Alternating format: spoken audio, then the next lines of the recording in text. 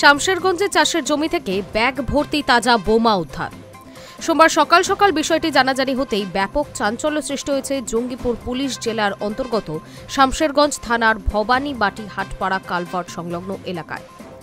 Police সূত্রে খবর, রবিবার রাতেই শামশেরগঞ্জ থানার অন্তর্গত ভবানীবাটি হাটপাড়া কালভার্ট সংলগ্ন এলাকায় বোমা পড়ে থাকার খবর আসে।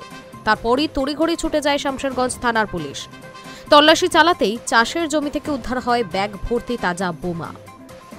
ঘটনার পর থেকেই বোমা রাখার স্থান ঘিরে রেখেছে শামশেরগঞ্জ থানার পুলিশ। খবর দেওয়া হয় বোম স্কোয়াডে। সোমবার সকাল থেকেই নতুন করে আশেপাশের জমিতে তল্লাশি চালায় পুলিশ।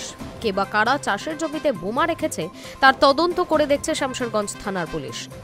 এদিকে এভাবে কালভার্ট সংলগ্ন এলাকায় চাষের জমিতে বোমা রাখার ঘটনায় উদ্বিগ্ন স্থানীয়রাও।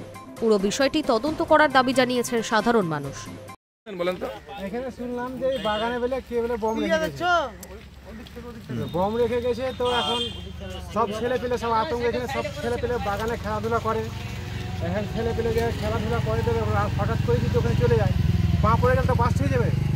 বাস্ট হয়ে গেলে তো এখানে ক্ষতিগ্রস্ত হবে।